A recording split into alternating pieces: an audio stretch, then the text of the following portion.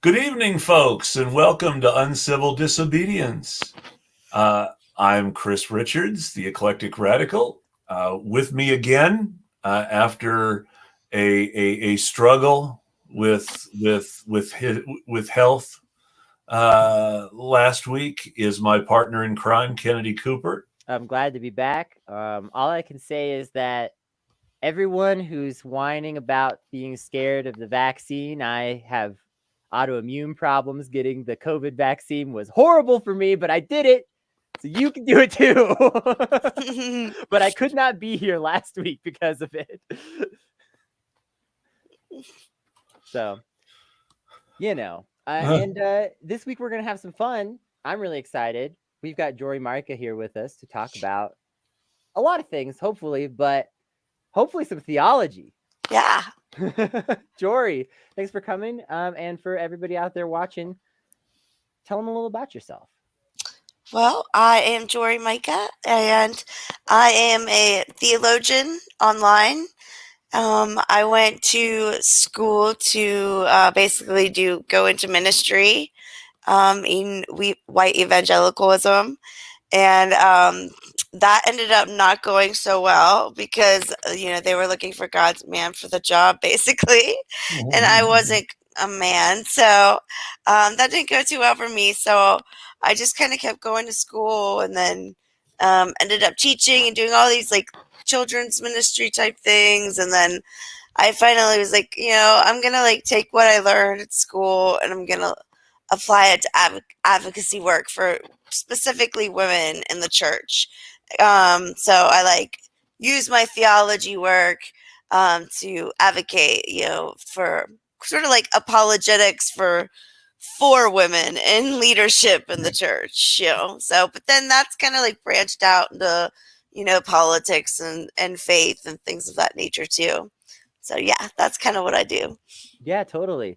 I want to kick this off with a question that I feel like is on a lot of people's minds, whether they tend to be religious or very not, is that it seems like, now I had this experience, the more that I read theology and especially the Bible, the kind of I moved to the left politically. It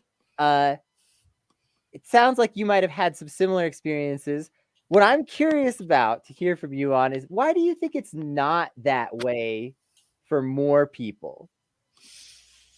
I mean, I don't know, I can only speak from like a white evangelical perspective because that's all I really know.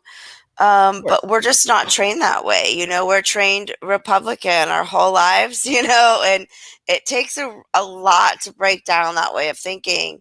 So, I mean, it really wasn't until 2016 that I really felt like the freedom to choose no longer to be Republican anymore because, evangelicals, white evangelicals, they overwhelmingly chose Trump. And I was like, oh my gosh, like, the hypocrisy to me was so crazy. So I was kind of like, fine, like if you guys want to go with Trump, then I'm gonna leave Republicans and I'm gonna go just find my own way.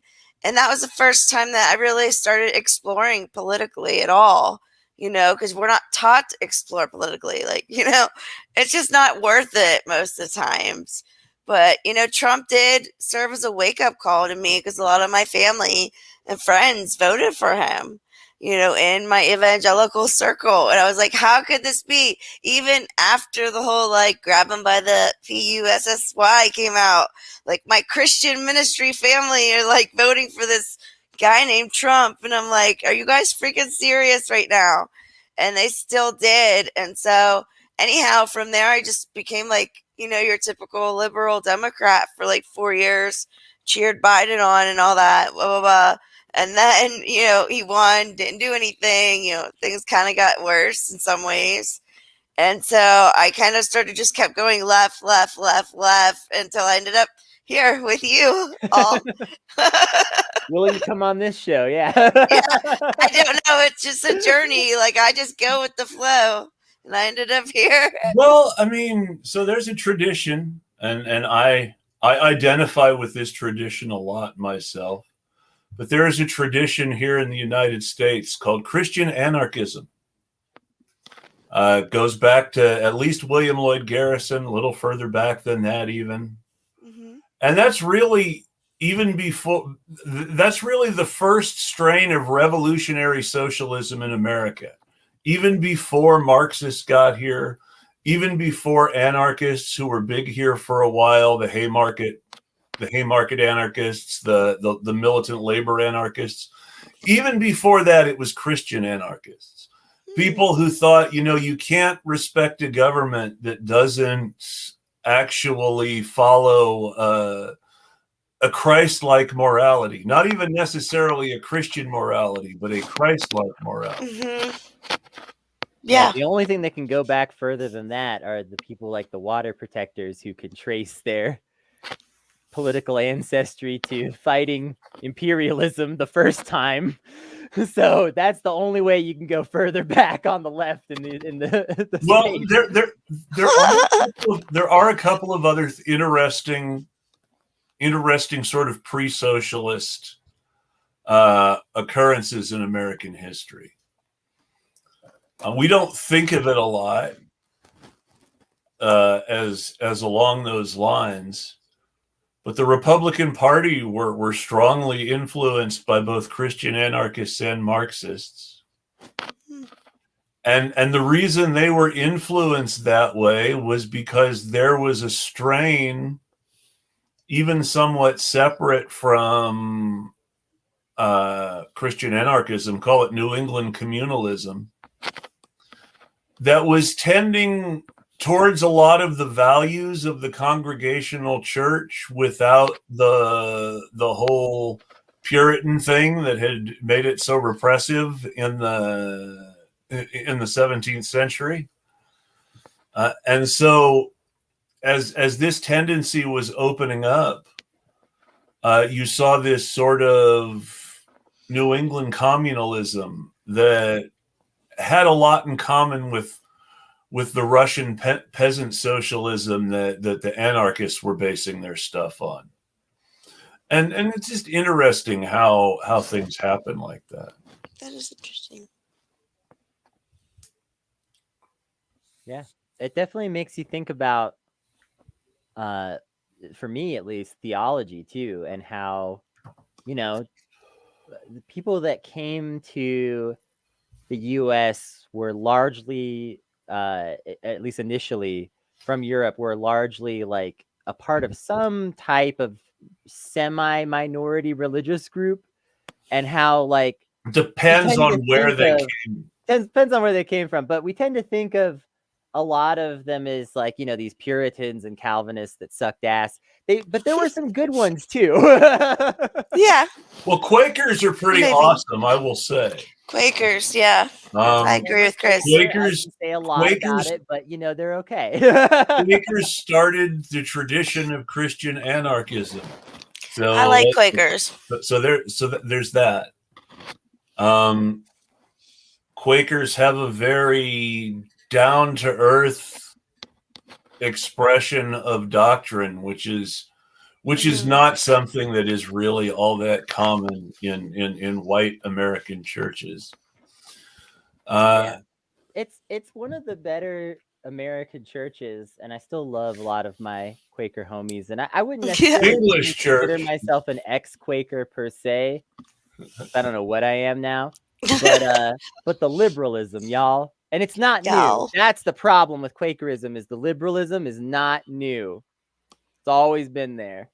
Well, again, though, I mean, there's that Christian anarchist tradition too. The Hicksites were very much left of liberal, and the Christian anarchists sort of picked up and went from the Hicksites. Why don't you explain more what Christian anarchism? Am I saying it right? Anarchism? Yeah. So basically, you understand the principle that in the Bible, where Jesus says, "Well, you give to God what's God's, and you give to man what's man's." Sure. Talking about taxes and the emperor. Yep. So the Christian anarchism in its purest state says the only law is God's law. Okay. And God's law is the law of Jesus rather than the law of Moses. Okay. Because of course, Christians. Sure. And so what matters is is morality as expressed by Christ. And this is really Sure. important because there's a lot of stuff in even the New Testament that isn't included in those red letters. It's one thing. I mean, there's a lot of stuff that is the very act of compiling the modern Bible was a political decision. Right. And a series of political decisions followed to get where we are now. Right. There is a book because they wanted Christianity to teach the people of the empire to be meek because they saw the emperor as an expression of God on earth, even though they weren't pagan anymore. Yeah, that makes sense. So because they wanted to teach people to be meek, you have this very strong notion in Paul of all these very strong authoritarian ideas that are very legalistic in some ways. Yeah. And this is what's right, and you want to do it like this, and you want to do it like this because this is how I say a church should be run. Right. Good point. And a lot of that, and that was included in the Bible for specific reasons, in much the same reason that the childhood of Jesus, which has things like baby Jesus cursing people who assault his mother to die horribly and smiting them from out of the womb, were deliberately not included in the modern Bible because this was seen as not the meek behavior they wanted to encourage in good Christians.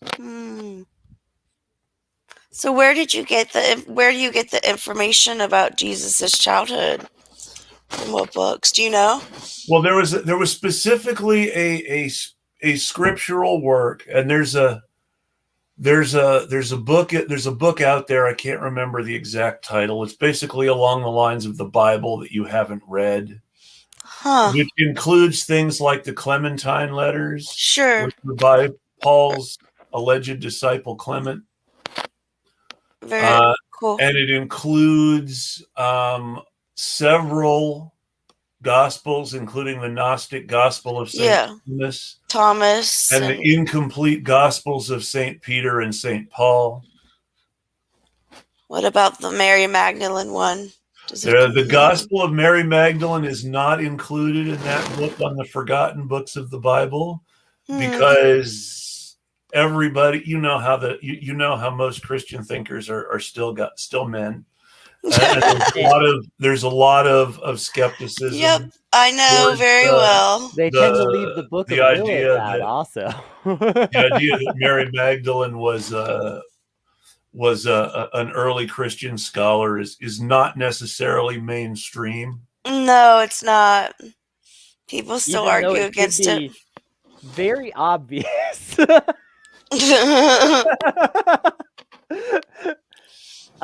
Also, I'll chime in one other thing about Christian anarchism, which is that authors like Shane Claiborne, who's probably one of the most famous currently living Christian anarchists, such that people like that get fame.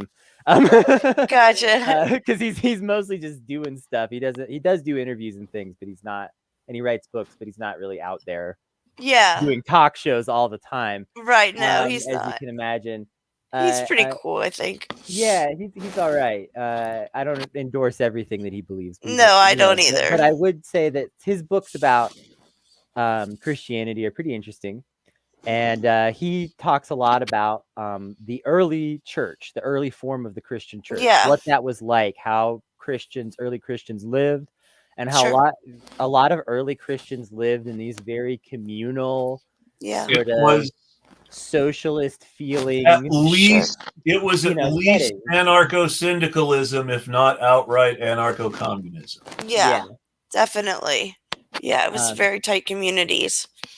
Yeah, so a lot of Christian anarchism draws on not just the theology, but also the history of that stuff, where, you know, what was the kind of lifestyle that the early Christians were living that was so positive that it drew people to it in droves. Because, you know, as much as Christianity is popular now, it also goes through periods of wane in our modern eras, and I mean really just the last couple of 100 years. Let's be frank.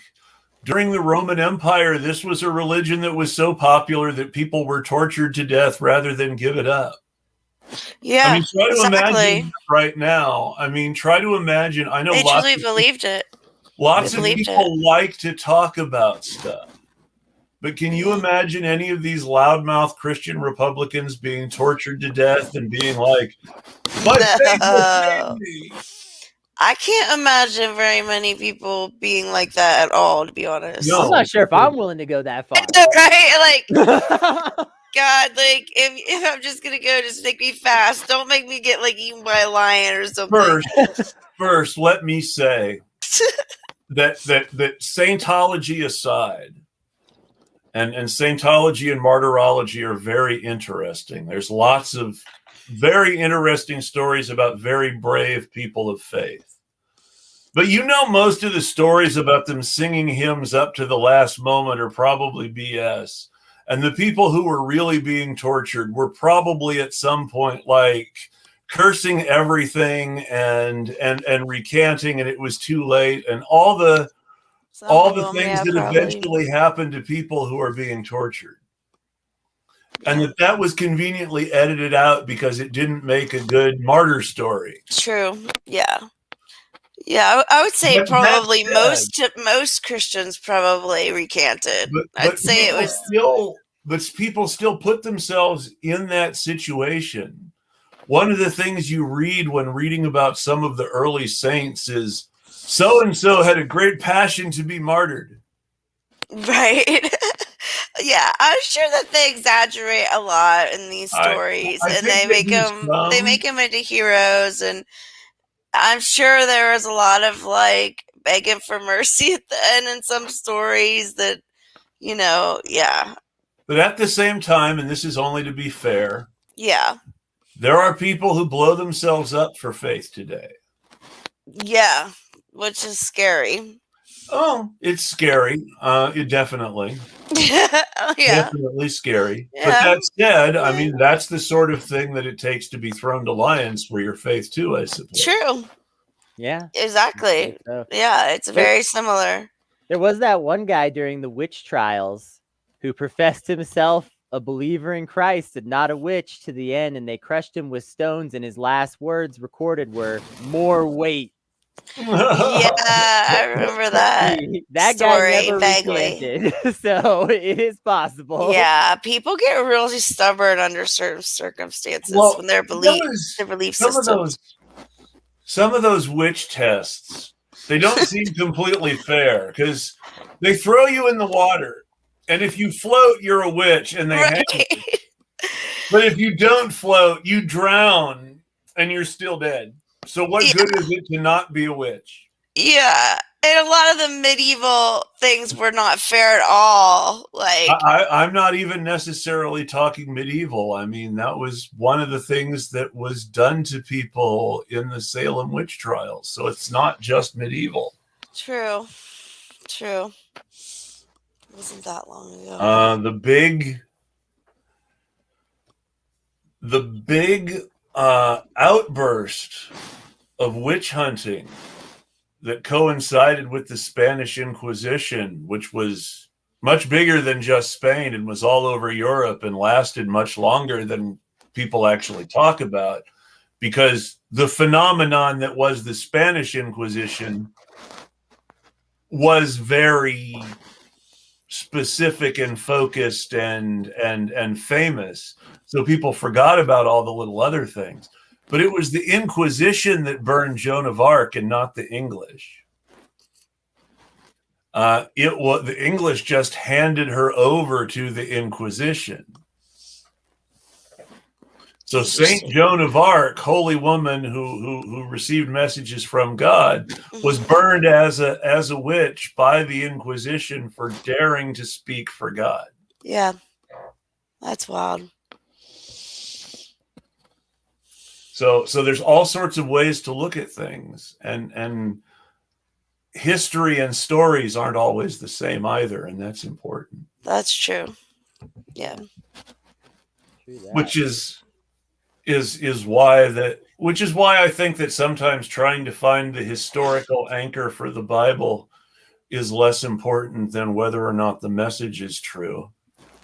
Because the simple fact is we know that most of those books were written at best a few hundred years later than they purport to have been written. Mm-hmm. And some of them were written much later. And some of the most authenticated books weren't included in the biblical canon because even though they were very well authenticated, they were not considered necessarily scriptural. Mm-hmm. It is interesting when the history does overlap, though. I don't know if y'all were seeing this, but they found some ancient cities that were wiped out by a comet, and it might have been the basis of Sodom and Gomorrah. That story, because gosh, if you watch some cities get utterly destroyed by a comet, even in modern times, you might think that was God. Like, yeah, that's a very dramatic thing to see. That would be my first thought. Now let's talk Sodom and Gomorrah here. Let's talk it, Chris. This is a good theological problem because this is one of the things that has always bothered me as someone who is a theist, but who doesn't think that God is actually infallible or perfect. Mm-hmm. Which is, do you really think there weren't even 50 good poor people in Sodom? Yeah, that's hard to believe. Because, I mean, Abraham makes a good show of it.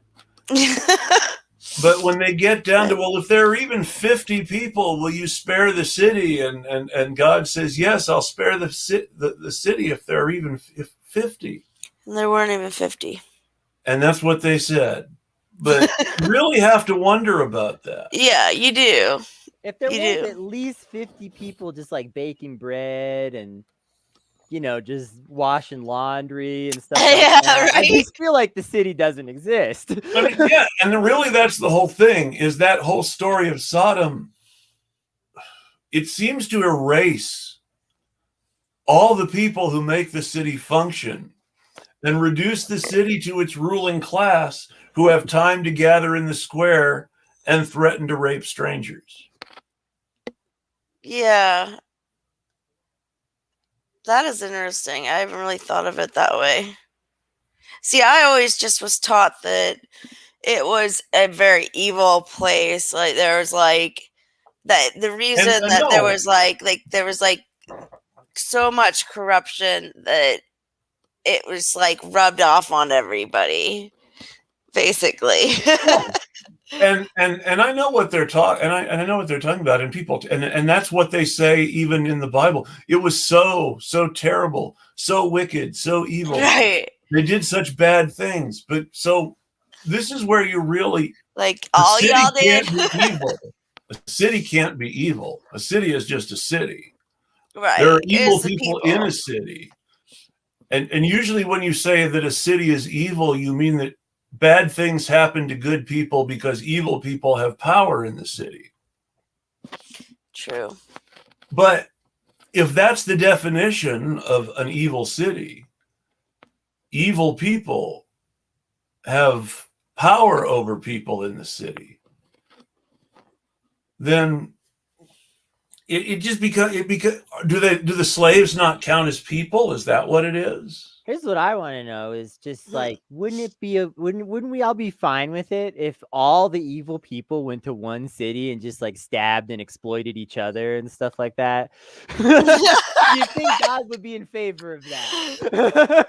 That's a dark thought, kind of, Kennedy. But here's the thing, and this is made clear. Well. This is made clear in Genesis. It is very clear that the evil of Sodom was not confined to them doing things to each other. Mm-hmm. They were not hospitable to strangers. Right. Now, this is really important to understand because everybody takes away the whole sodomy thing, and that's the wrong message. And now I sound like I'm the theologian. I'm sorry. That's okay. Keep going. But what it's really about is when the strangers come to town, everybody in town wants something for them. The only person who is offering proper hospitality to the strangers is Lot. Now, what does hospitality mean in a Middle Eastern Bedouin culture? Hospitality is the difference between life and death for your guests. Mm-hmm. So being somebody's host is serious. True. You're responsible for their lives and safety. Yeah. So when Lot is offering his daughters to the mob, it's not just that he's saying, hey, be healthy and rape these women, which is awfully misogynist. And I'm not saying that it's not, that the story isn't misogynist. Mm-hmm. I'm saying that Lot had a higher duty, which was to sacrifice whatever he needed to sacrifice to fulfill his responsibility for the safety of his guests under his roof, which was exactly the law that the people outside his door demanding to rape the strangers were breaking. Right. Yeah. So I understand why they were punished for what was in those kinds of societies really, really horrible. That refusal to give honest hospitality to travelers. Hospitality is a religious duty in Islam, but even before Islam, it was a cultural duty in many of those parts of the world. Definitely, yeah. It's a desert duty as well. You know, yes, it's an expectation when you live in the desert. You know, yes. Because like you said, it gets as a matter of life or death. You know, if you're out in the desert somewhere, you need desert people to take you in and, you know, make sure you get something to eat and some shelter and, you know, make sure you know where you're going because you're not used to living in the desert. And of course, you can apply that to a spiritual journey as well. But yeah, I think it's like, you know, God takes it really seriously when you don't welcome the stranger in any shape, way, or form, you know. And I think and then, you know, there's obviously abuse in the story of some sort. You know, some think it's sexual abuse and others question that, but the abuse of the stranger is definitely that abuse violation. Of the stranger. Is that what you said? Yes. Yeah, I'd say not welcoming the stranger, but I mean, I feel like abuse, if you're not welcoming the stranger, abuse is going to happen a lot of times. It's not just a matter of not welcoming. It's a matter of conditionally welcoming the stranger if they submit to your abuse. Yeah. Which is a violation of their personal sovereignty in every way, whatever form that abuse ends up taking. Yeah.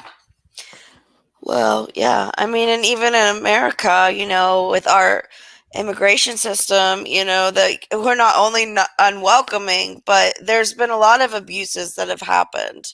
You know, the ICE stalkers have literally stolen women's immigrant wombs, you know, and people just pass by and move on. It's like, let's not forget the multiple accusations at multiple facilities of what the reports of the contractors who actually run these facilities refer to themselves as staff on child sex. There's no way that's good. No. And that, if you want to be really literal about the kind of abuse depicted in most traditional interpretations of Genesis, then we're literally committing the crime of Sodom on the border. Exactly. That's exactly the point. Literally.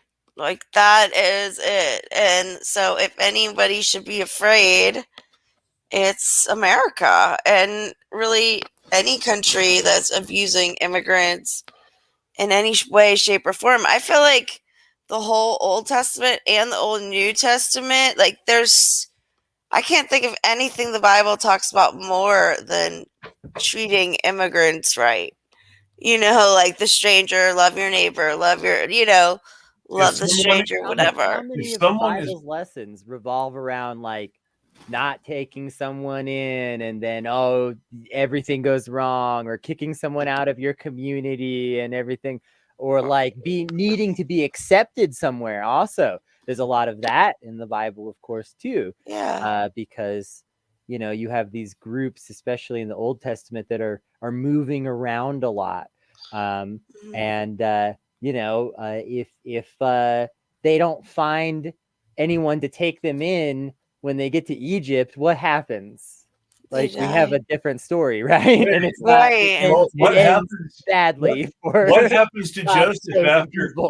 What happens to Joseph after he's sold as a slave? If every master he meets isn't won over by his charm and gifts and grace, right? That's a totally different Bible, then.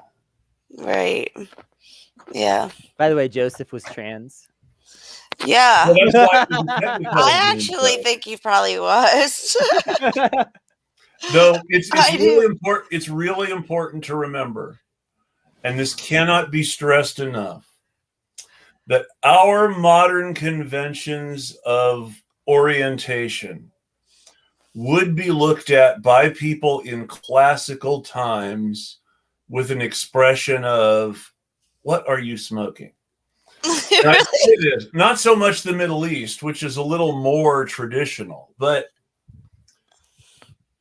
there was considered in ancient Greece a natural period of sexual development, where in one period of his life, a young man was an older man's girlfriend. And then in another period of his life, he was a husband and a father. And then in another period of his life, he was a younger man's boyfriend. Mm. And this very clear progression of sexuality encompassed the full gamut of what we would consider orientation. And it wasn't that people were bisexual or pansexual. Is that people were expected to follow different norms at different times in their life based on their level of experience. Well, and also straightness hadn't been invented yet. It's and true. If you had presented heterosexuality to the Greeks, they would have said, "What is this?" True. It would have looked really funny to them, because it's really important to remember that it shows right there in their mythology, where Zeus plays around with boys as much as girls. Yeah. He takes Ganymede to Olympus because Ganymede is so hot. Mm-hmm. Yeah, it was very common for them to have a boy lover.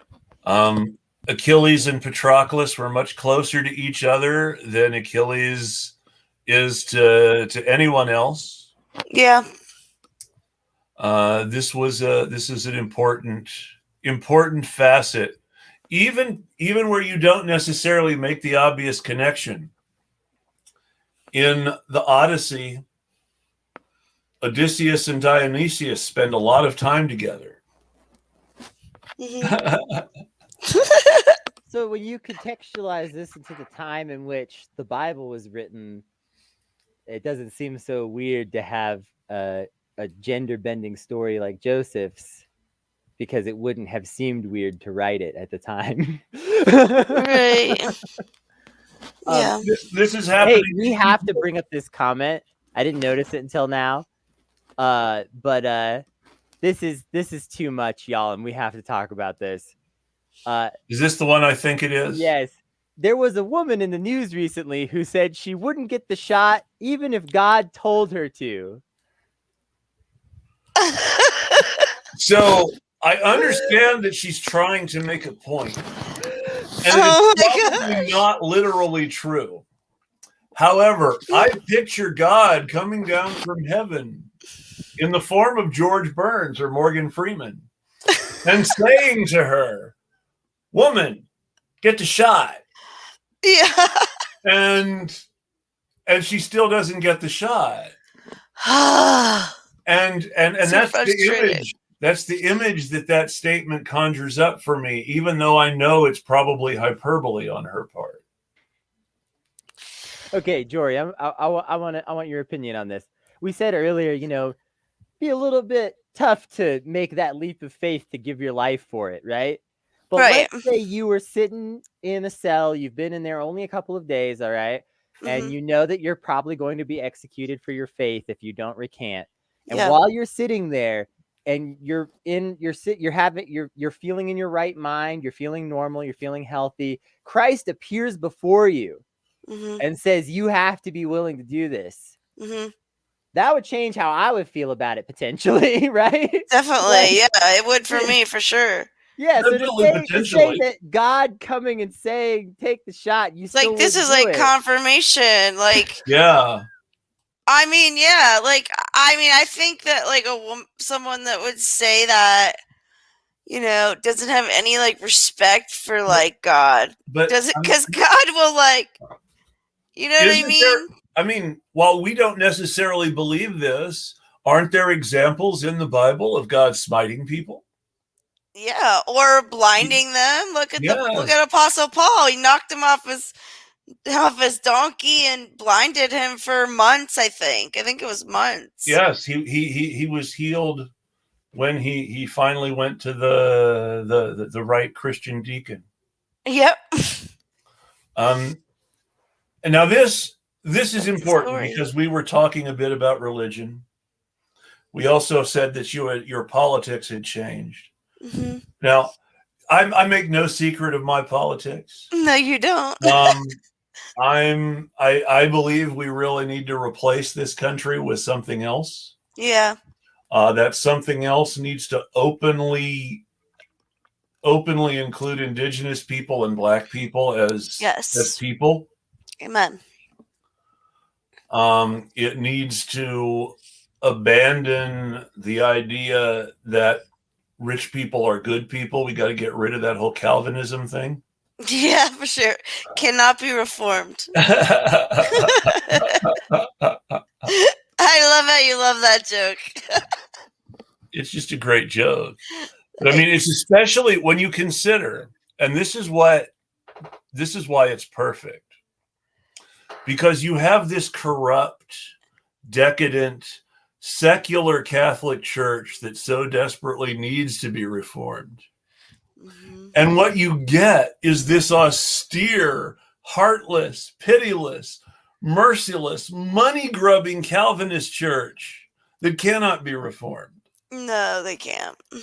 And this is the reform. Yeah, no. And that's where they lose me. I think, and I hate some of while I think that Protestantism in the end did more good than harm, I think that Calvinism is in the long run very dangerous for the American people. I agree. It teaches a lot of weird things. But the weirdest thing about it is, what the kind of person that it produces. Yes. A lot of times, my experience, and I have a lot of experience with Calvinists from being online and writing online for so many years against things they don't believe in, basically. Mm-hmm. And they have been awful, like so heartless, so mean. You're going to hell. You're a Jezebel. Like you're a false teacher. Like I have no doubt in my mind they would burn me to the stake alive if they could. You know, like that's the kind of attitude that they have. Burning at the stake is more Catholic. It would be more of a crushing with rocks or hanging thing. If we're Either way, if they could, like, they would. So yeah, no, abolish Calvinism. It cannot be reformed. But so here, with our politics being so Calvinist, this is where it becomes important to really ask the question: what would Jesus actually do? Not white Christian American Jesus, but Jewish carpenter from the Middle East Jesus, who was kind of a socialist and kind of an anarchist. Kind of What would he do in what situation? Well, I have a few questions here. Okay. The big one, the border. If Jesus were elected president, what would Jesus do about the border? Welcome immigrants, of course. Hire lots of social workers, build houses at the border, like take kids in, take parents in. But yeah, does that answer it enough? That sounds right to me too, actually. That's it. Good. It's funny that Christians in politics don't seem to think that, though. I know, I don't get it, but that's exactly what Christ would do, I think. And that gets me to the next one. I mean, we know Jesus was big on healing people. I mean, this is something that. Wait, before we move on, I want to extrapolate one more point out of this. I saw a billboard once that said, "Heaven has walls and hell has an open border." Can I get you to comment on that? Heaven has walls and hell.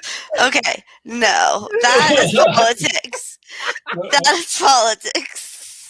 I felt like, if anything, it's the opposite, right? Yeah. Yeah, exactly. And in fact, wasn't it like, I think it was C.S. Lewis that said that. Right? So, yeah. So, spoiler alert. Well, actually, so I really have to ask this.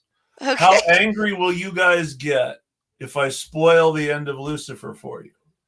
Especially since I want you to watch it if you haven't. I have not watched it yet, but you can tell me about it because I don't mind. Okay. You can always spoil anything for me. I don't care ever. I know it's a really weird policy, but that actually is how I feel. No, I understand. I actually like sometimes knowing how things are going to end if it's not horrible. If I know it's horrible, then sometimes it's like, I will be honest. My reaction to Titanic is, okay, they're making a movie about a ship sinking. How many different angles can they film the ship sinking from? Why are those people having a gunfight on the sinking ship? That doesn't seem historical. For me, I just love storytelling, and so you can't spoil something for me unless you're actually capable of doing such a good job of storytelling that whatever you're explaining, that you are now performing it well enough that this may as well be definitive. So I believe personally that Lucifer is the purest Christian art ever created in a commercial medium, in a secular, non-Christian media environment. And the reason I say this is, at the beginning of Lucifer is desperately trying to avoid personal responsibility for his role as the devil, which he sees as punishing bad people. It's very important to understand that Lucifer sees his job as punishing bad people, and he doesn't like it. He doesn't like hurting people. He wants to help people get what they want, which is the whole, well, what do you really do? He has the power. He asks people, well, what do you really desire? And they tell him what they really want. And he likes to do the whole, not souls, but the whole, well, you owe me a favor, I'll help you get that. Okay. And so he likes making people happy. He doesn't like punishing people unless they really, really deserve it. And if someone really, really deserves it and is really, really genuinely bad, well, he really genuinely gets pissed. Not in a, I'm the sadistic devil, I want to hurt you way, but in a genuine, how dare you do that shit kind of way. So even in this sense, the devil has a clear purpose. He's not just some bad person, just some bad figure who's looking to do bad things. But the devil has a clear purpose in God's universe. Even here at the beginning of the story, where Lucifer thinks that his job is to punish people and doesn't like it. So as it goes on and it matures and he becomes more involved with people and becomes more interested in actually doing things to help people, in the next to last season, next to last season, he goes back to hell for a little while. And while he's in hell, he shows somebody who's in hell the thing that he was missing. And that person is able to reconcile with his guilt. And this door opens and the guy immediately steps through it into heaven. Boom. And that's just sort of this one-off thing when that happens. And you don't really think about it until God retires. God retires and there needs to be a new God. And everybody expects Lucifer's brother Amenadiel to do it because he is the good angel who does everything God says. But he wants to stay. He's fallen and he's shacked up with Lucifer's psychiatrist, and they're married and have a kid, and he doesn't really want to give that up to be God, and so he initially passes. And so it's going to be either Lucifer, who we know he's our reluctant devil, or Michael, who's Lucifer's twin brother and is a real asshole who can get people to tell him what they fear. And who really likes bullying people and making them feel small because he feels so inferior. And so it ends up with this big climactic fight between Lucifer and God. And Lucifer wins.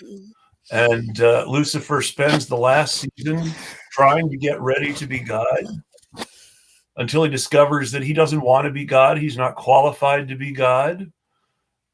Someone else needs to be God, and Amenadiel decides he really can be God and a good father and a good husband and all these other things at the same time. And so he's going to do it. And Lucifer decides, because he figures it out, he needs to go back to hell and be the devil, but not a devil who punishes people. A devil who helps people come to terms with their guilt so they can get to heaven. And so the whole series is Lucifer learning how to be a better devil so he can go back to hell and do his job the right way, because he's running away from doing his job the wrong way in the first place. He knows it's wrong. You know what's fascinating about this? That's interesting. Is that Christ in the Bible talks about someone leaving hell and going to heaven. That's something that is rarely discussed. Well, yeah, there was a guy named Origen, very important early Christian thinker. A lot of things that we take for granted as part of Christianity, like most churches' interpretation of free will and a few other things, were absolutely mostly because of Origen. There's a lot of that. At the same time, though, he also had weird ideas, like everybody was eventually going to heaven. And that was unpopular in the first place. He also really liked women to the point where he believed that the only way he was going to be able to keep his vow of celibacy was if he actually was castrated and became a eunuch for the Lord. Oh my gosh. And when he did that, that was considered a horrible heresy by the church and unforgivable. Now, mind you, this is him doing what he thinks is the right thing for him. That's the sort of individual decision making that would be considered responsible by some people today. And he was thrown out of the church for it. This is the only way I can behave myself. I like women too much. Mm-hmm. We have to get rid of that drive, because that's the problem. I'm going to give into it. I have to get rid of it. Now, the reason that was considered bad was because he was fleeing temptation instead of overcoming it, which was very important in Christian doctrine. Mm-hmm. But he believed that this was a necessary sacrifice that he had to make for God. Mm-hmm.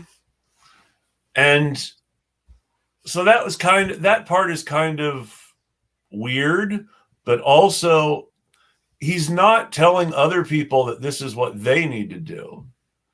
He's saying this is what he had to do. He's paying the price for his own issues instead of trying to punish other people around him for his issues. The way so many, and I'll say it out, so many false preachers do today. Mm-hmm. And so I find that very refreshing. But more importantly, he believed everyone was going to go to heaven. A very important Origen quote, possibly the most important quote in all of Christian literature, is Origen's, "And in the end, even the devil shall be saved." Mm-hmm. Yeah. Also, I always think Jesus said that, to love your enemy.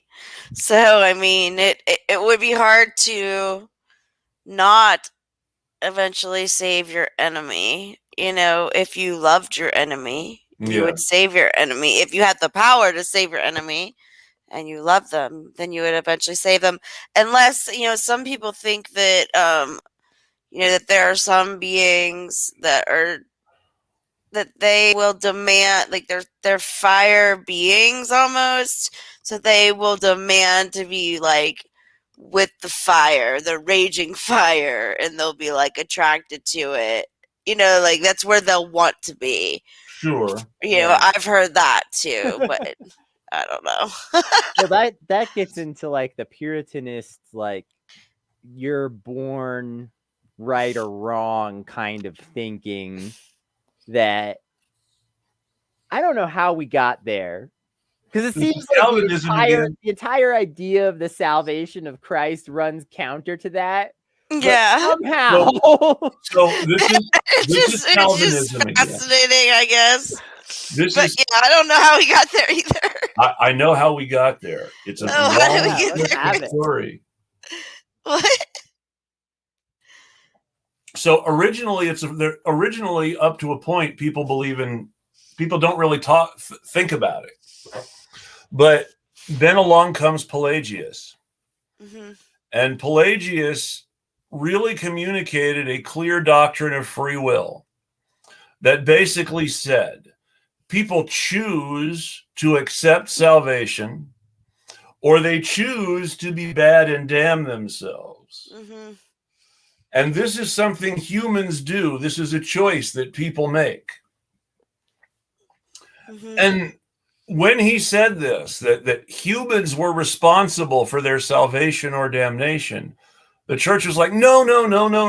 If humans are responsible for their salvation or damnation, then we're taking that power away from God. And that's not possible. God is all powerful. God judges. God decides whether people are saved or not people. Mm-hmm.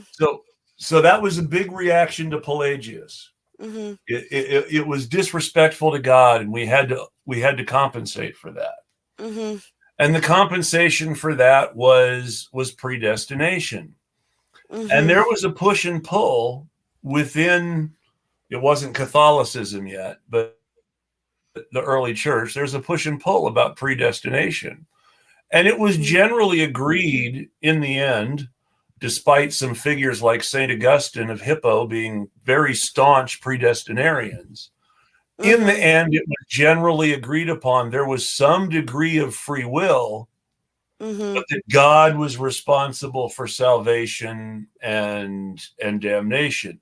People could accept salvation but people could not choose to be saved. God still had to save them. Right.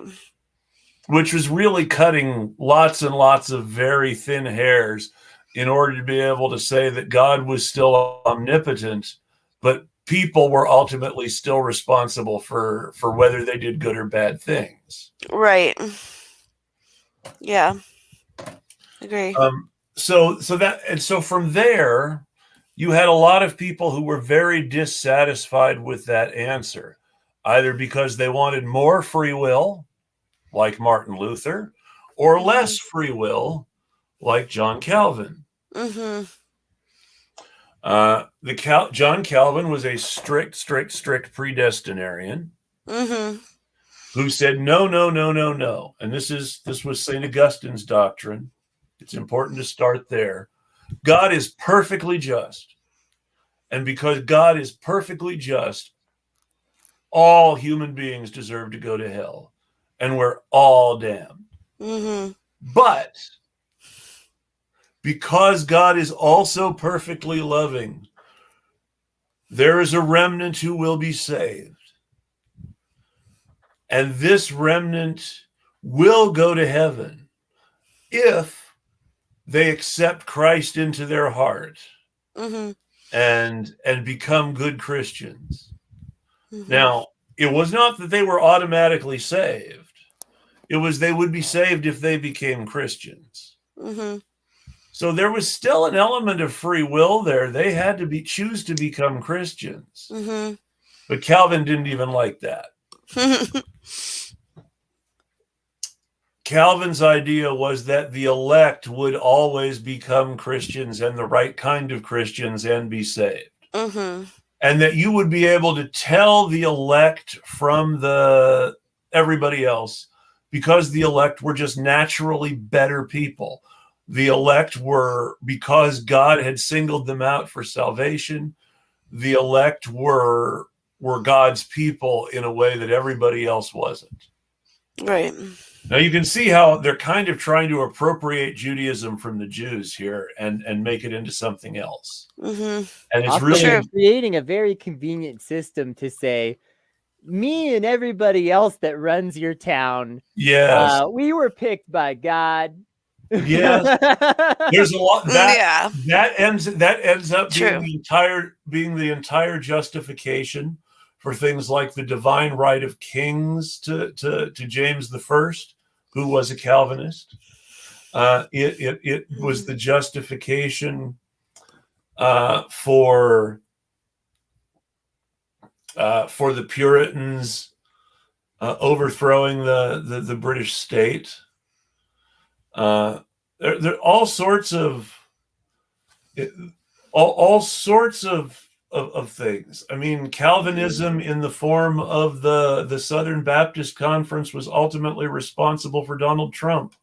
Yeah. True. And let's I want to get to a couple more what would Jesus do questions, but let's drill down on that. Derailed so hard.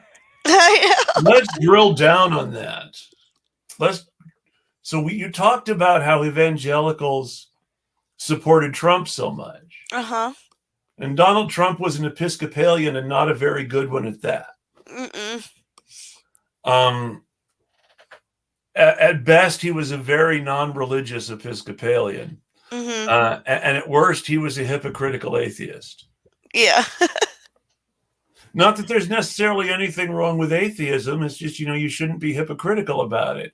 Right. If you don't believe in God, go ahead and say so, please. Right. But anyway, there are lots of ways to look at Donald Trump. But the one thing he wasn't was an evangelical. Right. And he did not live in any way a particularly godly life. No. Not at all. He's very much this sort of archetype of the evangelical idea that there are people who are so much of the elect and so chosen by God that it doesn't matter what kind of a person they are, because their purpose for God is all that matters. Yep. And this justifies some fairly hideous people in history. But that's really one of the reasons Trump was embraced, because he was seen that way, despite being not in any way Christ-like, Right. and expressing utterly unchristian values. I would call them anti-Christ values. Absolutely. Yeah. I choose those words for a reason. Yeah.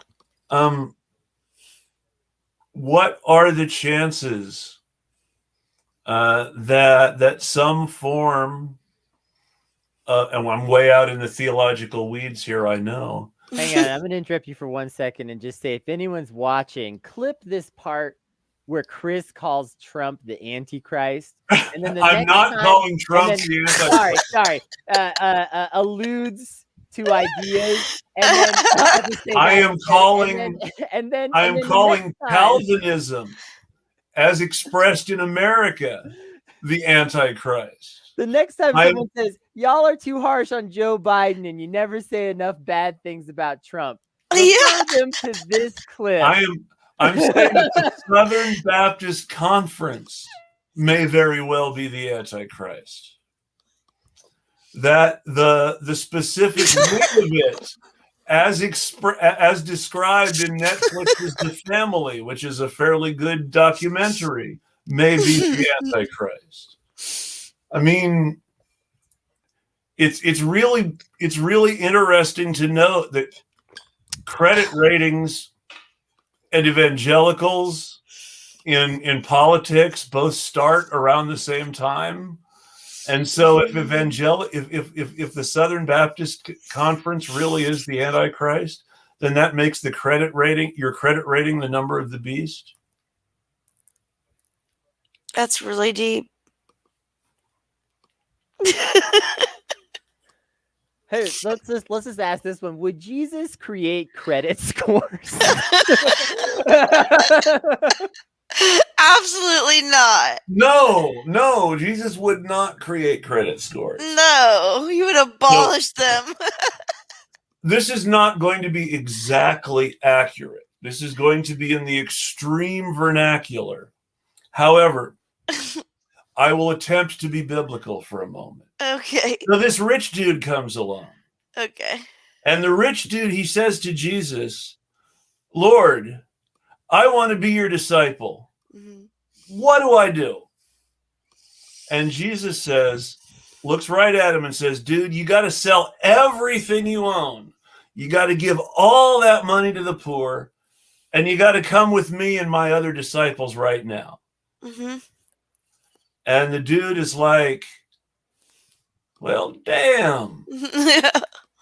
And he goes because he likes his money too much. Right. He likes his money more than this prospect of being close to the teacher that he wants to learn from. Right. In other translations, more than getting into heaven, he wants to be rich in this world. Mm-hmm. So then Jesus looks at his disciples and he says, you know, guys, I'm telling you the truth here. It is easier for a camel to get through the eye of this needle right here than for a rich man to get into the kingdom of heaven. Mm-hmm. So with that in mind, when we start talking about Jeff Bezos not paying taxes and the IRS auditing poor people over $50, mm-hmm. What would Jesus do? Not that. Jesus. Okay, this is the funny thing about Jesus. Is like scourging of the temple sort of thing here. Well, yeah. I mean, I think Jesus was unconcerned about, you got to think when they came to him and he said, give to Caesar what is Caesar's. He was unconcerned about it before that because they had to go after him, to say, hey, dude, why aren't you paying your taxes? But, because Jesus was just not, he didn't care. Like, he was not concerned of this world. He wasn't concerned about paying his taxes. But then when they came after him, he's like, all right, sure, like, Well, I'm go find the specifically- coin in the fish's mouth, I'm specifically talking about Caesar ignoring Jeff Bezos to audit Mon Pa Kettle instead.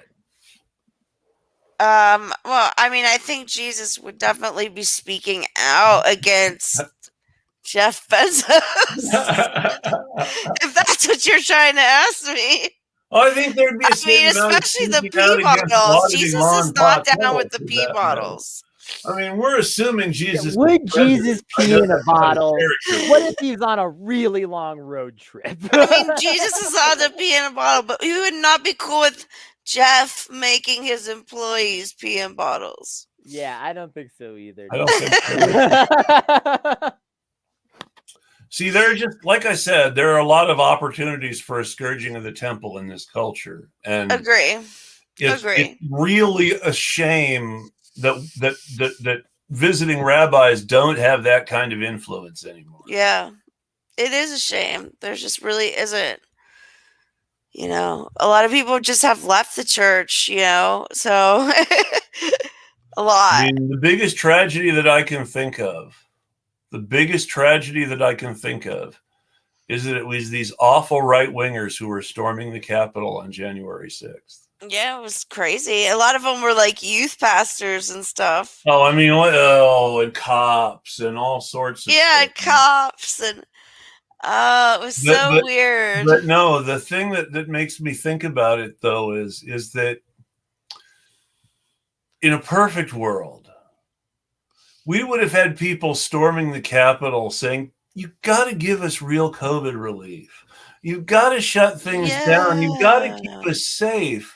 You can't keep killing us." Yes. Where was that? Where is that? No, people are fighting over the wrong things. Yes. The masks. It's like the dumbest thing. Like, why are you fighting over these stupid masks? Like, we shouldn't even be going out that much, like exactly. In reality, most of us should be staying home as much as possible. Like it's, I don't know. People are just continuously fighting the wrong battles in America, which is so frustrating because we can't all get on the same page to fight against Kennedy the empire, the evil. Kennedy technically shouldn't be leaving their house. I mean, immunocompromised, right? Yeah. Yeah. Technically, I'm hardly leaving the house at all right now. I hardly leave either. I mean, I'm just like, it's not even worth it. I've been an essential worker this whole time, which is a source of great stress for me because my wife is diabetic. I'm sorry to hear that. My husband, even though we're separated right now, he's diabetic type 1. So we kind of get the struggles. Yeah. Hey, I want to go back to the idea of Jesus and taxes for a second because I want to talk about something that doesn't get talked about enough. If you need proof that Jesus's cohort were some anti-government wild ass people, you need to read the arrest of Jesus and remember that Simon Peter, when he sees Roman guards rolling up, just pulls out a sword and starts laying them out. Stabbing. True. It's like the Danny DeVito meme. So anyway, I started blasting. Like he doesn't ask questions. He's just like, Roman soldiers are here. We know what we do when Roman soldiers roll up. I know, right? Let's remember that in one of, depending on which gospel you read, and I wish I could remember which one it was, in one of them he actually says, we're going to Jerusalem. You're going to need to wear your swords. Right. Now, they don't ever. Why would he say that? Because it's obvious when it actually came to it, he didn't want them to use them. So why is he saying you're going to want to wear your sword? I've had people ask me that before. I don't know. Do you know, Kennedy? I mean, I don't know for certain, of course. If I had to take a guess, though, I would say that, Jesus often had this aspect of being willing to be more self-sacrificing than he was going to ask anyone else to be. Yeah. So If That's I a had good to take a response. guess, I would say, Jesus' attitude towards this was perhaps Defend I their have own to die lives. here, but Right. bring your swords because I don't want all of us dying here. That's true. Right. Interesting. Yeah. That's one way to look at it. Yeah. Well, and especially, I mean, if you're trying to start a faith, it'd be pretty bad if all of the original disciples all died at once. That's Yeah, true. true. You gotta. It works much better when they can make the whole first chapter of Martyr's Mirror together. Yeah. Yeah. That's funny. No, Martyr's Mirror is worth reading. Martyr's Mirror is an Anabaptist history Okay. of all the quote unquote Anabaptist martyrs, starting with, of course, the earliest Christian martyrs who are considered retroactive Anabaptists because the Anabaptists claim they're following the earliest Christian tradition and not the annoying things that all these annoying wrong things that all these Catholics and Protestants are doing. Now, even though it's probably not technically true, it's very important to Anabaptist faith to understand that Anabaptists are saying we are following the Christianity of the apostles and not the Christianity of these folks around us now. And that was very much a point of and I started out in a Mennonite church, so I have a strong relation to early Anabaptists. Interesting. I admire a lot of them, but cool. So their thing is we're following the original way things were done. We're not going to hurt anybody. We're going to try to live like Christ. We're going to pool our resources and take care of the poor. Mm-hmm. We're going to share our labor equitably. We're going to do all these very anarchist and socialist things. Yeah. The Munster Anabaptists ended up practicing literal communalism to the point of polyamory, which was something that happened in a lot of these early communes, both in the European period then and later on during the U.S. commune period, first U.S. commune period in the late 19th century, a little after the Civil War, when people started going out into the farmland and building these communities. Some even before the Civil War, the Oneida community, which was relatively notorious in its time because they also went to the point of polyamory. And it was described rather contemptuously by people who were not members of the group as, well, they just share all their wives in common, which is not an expression of what it was. It was not common marriage or group marriage. It was basically, the best way to describe it is free love. It was kind of a hippie thing.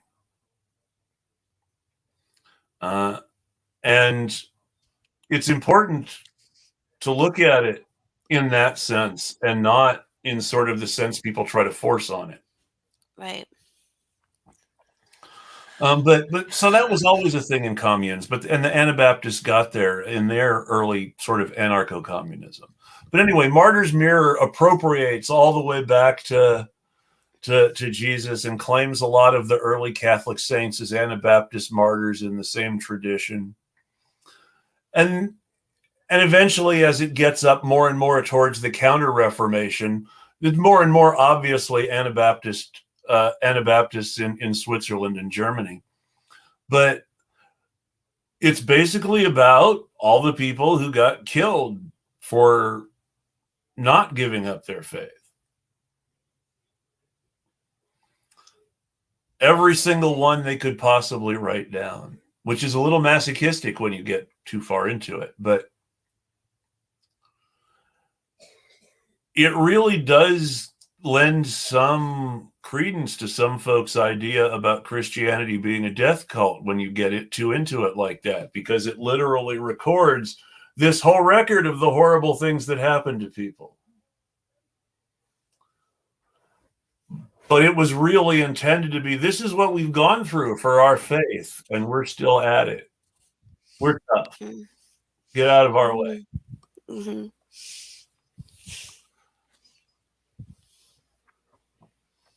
And I've always found that interesting. But yeah, no, it always starts with things like and so was in a passion to martyr themselves. But who's really running around in a passion to martyr themselves? Not You me. see them on Twitter occasionally, to be fair. That's Yeah. true. That's true. I don't know if being dunked on is really martyring yourself. No, but I mean the people that say stuff like, "Will I be willing to grab my rifle and go?" And this could be on the right or the left sometimes. "I'd be willing to grab my rifle and go fight for whatever, blah blah." And some of those people actually end up doing something, and it's usually not good what they end up doing at all. So, but some of those people definitely give off that martyr vibe when we they're have posting. we have to have Chris Halali on then, because Chris Halali is someone who went off and fought with the Kurds. So that's an interesting story. But that'll be they're not all bad. Show that gets us taken off YouTube.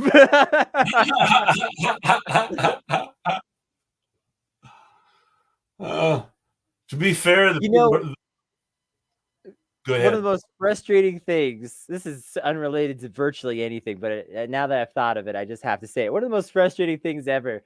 I watched this Netflix show. It's called something like Dangerous Comedy, if anyone remembers that. And they were going around like talking to people doing comedy in like dangerous war zones and things of that nature. And like, what does it look like to do comedy in a place where there's like bleak disease or something like that? And they had a whole section where they're making a big deal out of, these different, it's hard to even explain, but they make a big deal out of certain things and not others in that show in this way that started to bother me in this imperialist kind of way, because eventually they had someone on that fought with the Kurds. Yeah. Who is a semi-famous comedian, someone who probably, if you're on Twitter a lot, Piss Pig Grandpa. They had that guy on the show, and they cut him off and said they couldn't finish the interview because what he was describing was a quote-unquote war crime. And earlier in this same show, they had a general who had led child soldiers in Africa. Yeah. But I guess because that happened somewhere else, they can give that guy a pass. Yeah. I love our country.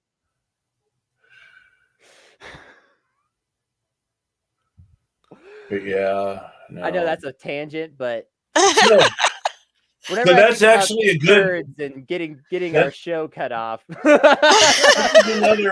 This is another good "What would Jesus do?" question. So, if Jesus were president, would Jesus invade Iraq? Would Jesus invade Afghanistan? No, would Jesus still have troops in South Korea? No. Jesus was basically a pacifist, I believe. Well, I mean, turn the other cheek kind of has that vibe to it. Now, he did scourge the temple. And scourging the temple suggests that even though it doesn't say that anybody was really, really injured, it should be noted that the disciples were all wearing swords while Jesus was scourging the temple. So he might have had presentation in mind, too, when he told them to wear their swords. And the wearing their swords might have prevented worse violence from happening because people had an idea not to start trouble. Yeah, maybe. Yeah, maybe. But no judgment from me, whatever. But the scourging of the temple certainly suggests that there's a legit reason to express a certain anti-authoritarian force, at least. Mm-hmm. Well, and even William Penn, For sure. famous Quaker, and Quakers famously have leaned into the pacifism ideas of Christianity more than basically any other group. Even William Penn Mennonite. said, well, Mennonites also got they also get the gold star. But William Penn even said, wear the sword as long as thou can, and then put it down. Which is an interesting quote that a lot of people have interpreted a lot of different ways. But, I've always interpreted it as wear a sword as long as you can do it morally, and then put it down. And so that's a really interesting thought, because for some people, there's never been a moment in your life when you could put that sword on, right? Like, let's just be real. Dick Cheney, I don't think he's ever been moral enough to wear a sword. No. But he certainly felt like he was when he helped lead us into war. Right. So, well, that's that sort of naked imperialism. That's the idea. That's the idea that the Romans had. Constantine got this great idea that if his soldiers believed they were going to heaven when they died, they would be brave in a fight. Yeah.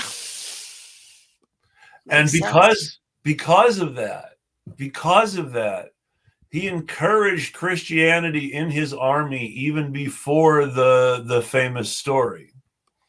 And the famous story was cast in such a way as to make it look to the Christians in Constantine's army like Constantine himself was now having an important Christian experience.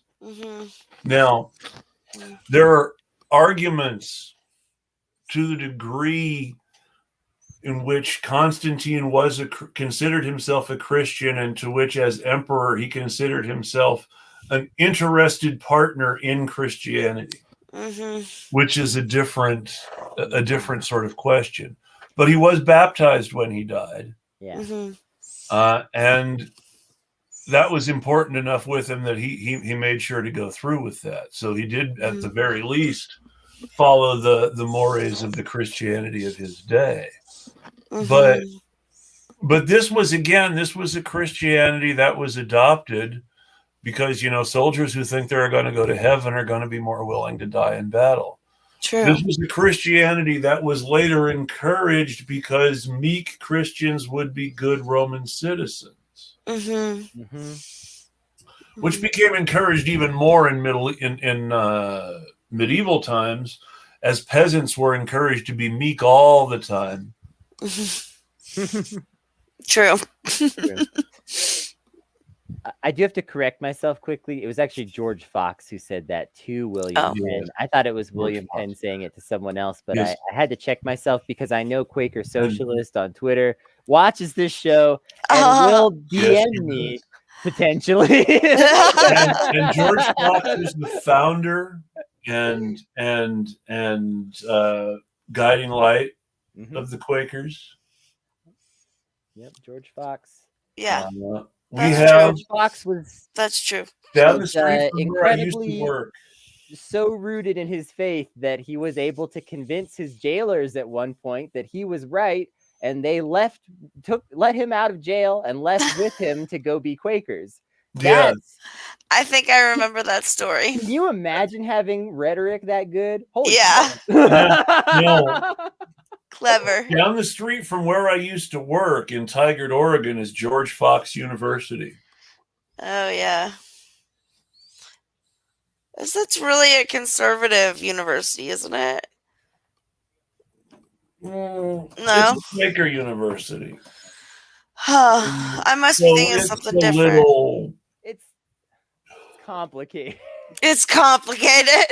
I wish I could say all Quakers were spiritualists. Some of the most ethical universities still left in this country. That said, I don't think that there is a purely ethical university in this country. We could probably leave it at that. Okay. Enough said. The new school was supposed to be that, but the new school depended on corporate money and has become just another neoliberal academic institution. Yeah. Jeez. This is kind of just the way it is now. Open University is supposed to be like that, but I don't know how. I don't know if Open University is fully accredited yet. Gotcha. I'll have to check into that. Yeah, do that. But yeah, there isn't a really fully ethical, open, public, truly independent academic institution in this country, really. I mean, No. billionaires have captured them all. Yeah. And some schools. Oh, I was reading something. Some schools are essentially capitalists first, with education as a side hustle. Yeah. They invest in all this shit and make money off it, and I think most are. run football games and make money off it. Yeah, I think most are. So what would Jesus charge you to go to college? 0. Free school for everyone. You get free school, you get free school. Well, I get free school. I don't know if it was necessarily free. I mean, you had to follow Jesus if you wanted to learn from him. Yeah, It wasn't true. necessarily free. That said, it was less formal, and the degree wasn't what mattered. Yeah.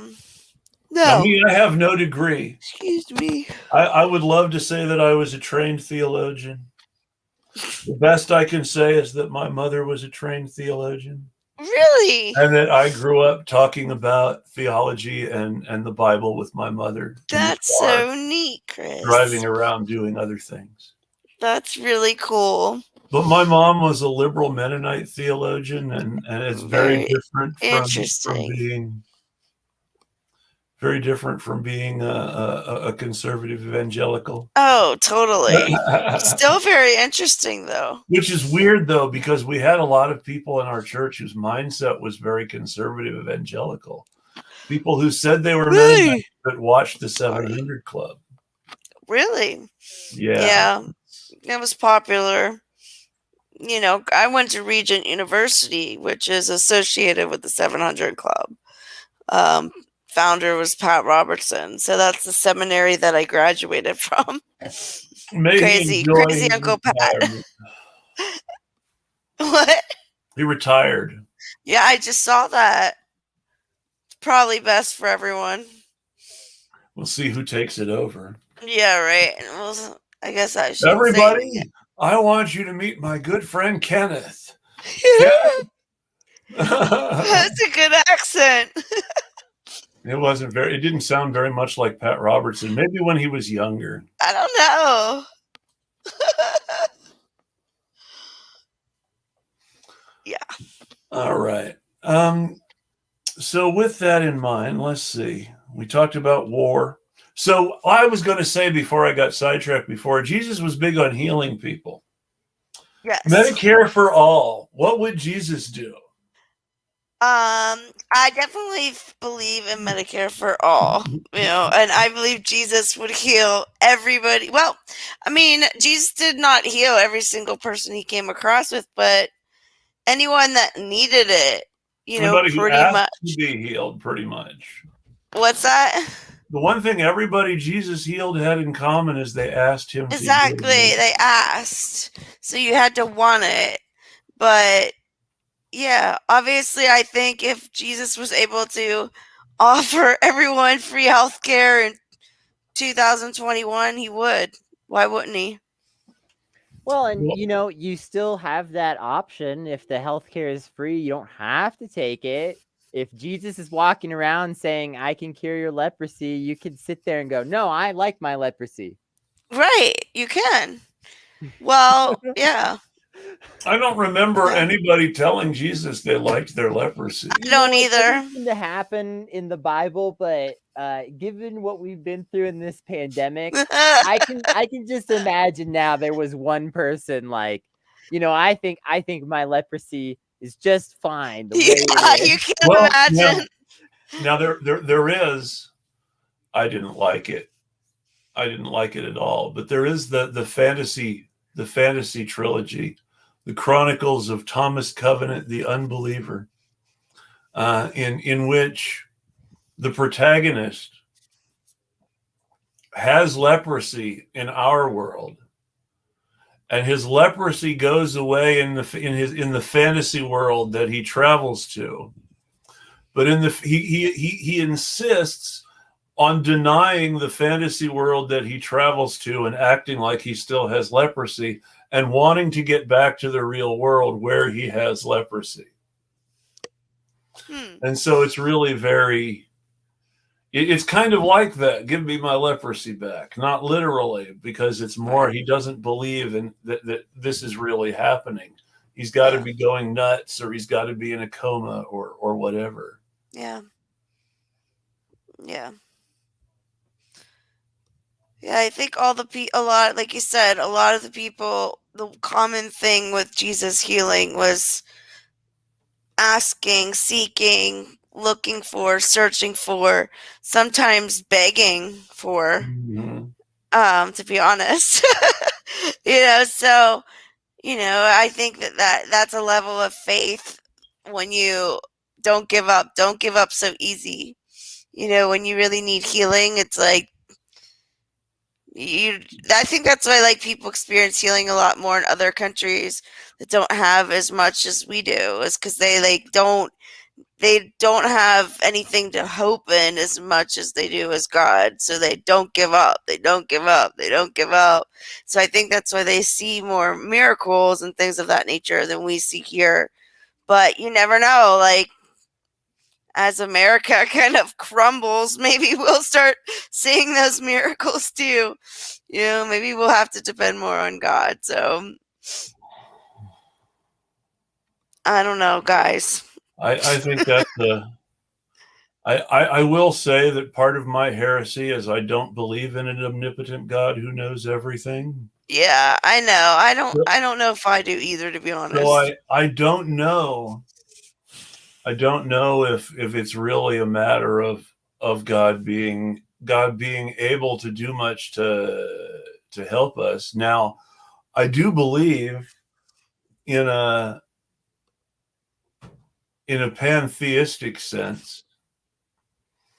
I do believe that we are all a part of God, and that all being a part of God is what makes us a human family. Mm-hmm. And I think that, I mean, it's like it's basically that when people act like family when they don't need to, that's kind of God. Mm-hmm. Mm-hmm. Yeah. And, no, I think I know what you're saying. And I think that some of that is more important than what religion or denomination you put on it. And that enlarging our family and loving each other is the only thing that's going to get us through the future that is rapidly becoming the present. Totally agree. It's about coming back into our local communities and our families, and finding community, if it's not in church, which it's not for many people that are younger now, then it's finding other ways to connect, like we are right now, on a podcast or on Twitter, or just, volunteering somewhere locally, or getting in organizing somehow, or whatever, like just coming, even like my neighbor, for example, like she's been coming over and hanging out on my porch more. I'm like, if shit goes down, like who's going to be there for us? Not the government, probably not even the church. Who's going to be there is your next door neighbors, like if you have a relationship with them now. Like if you don't build a relationship with them now, shit goes down. Yeah, you'll probably still end up working together because you have to. But how much better would it be if we started connecting with each other now and asking our friends, or our neighbors, whether they're friends or not, to come hang out on the porch or the patio or barbecue or whatever, Because again, if things go kind of haywire, who's gonna be your support system? Your literal neighbors. So that's why I always try to point people back to their local communities, because Definitely. that's all that's come to save us, folks. Us. It's us. I'm falling asleep here, guys. No, and that's, I think, That's a good. perfect final thought. So No, actually... we have to be our own Sleepy. heroes. We have to be our own heroes. I've been trying to tell people that for a while. Chris, you're right. Folks, Right. please, thank you for sticking with us. Please have a great night. And remember, Kennedy? My final thought that ties into all this is just that the story of Christ is not the story of worshiping a great man. It's a story of learning to have faith and trust in yourself. And each other. And each other. Mm-hmm. Very, very well put, Kennedy.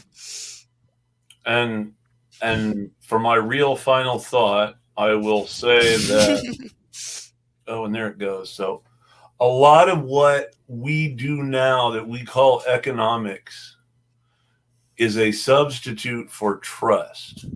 Money is an IOU for work that we are promising, that originally we were promising to do for each other. Hey, you have a good harvest.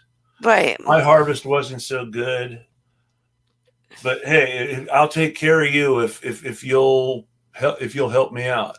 Right. You right. help them out Trading because you things. could have a bad harvest. Exactly. You never know. And then if he had a good hunt, he'd be like, "Here, dude, you help me out with the harvest. Have some meat." But it wouldn't just be that one guy. He'd give some to a few other people too. So if he ever needed help, and that built trust. This is how people built trust. They were just there for each other. Right. Money was an IOU, started as an IOU for that labor between people who didn't have trust. Right. And the money itself became more important than what it represented eventually. Right. But it's still just an IOU for work. Right. Yeah. Yep. And that's my final thought. Okay. Cool. Thanks, everybody, for watching. Yes. Thank you, everybody. Thank you, Chris. Thank you, Kennedy. Thank you for joining us, Jory. Yes, you guys are welcome. Thank you very much. Do you have anything that you want to promote or plug before we all get out of here? You're welcome to check out my website at JoryMicah.com, which is JoryMicah.com. And I'm on Facebook, Instagram, and Twitter. And you can find all those socials on my website. So that's it. And her Twitter is worth following. She's lots of fun. And thank you, Chris. You are too. Very, very good content. Thank you so much. I enjoy your content as well, and your support and encouragement. And, everybody, you guys have a great night, and we'll tweet at you. Yep. Good night.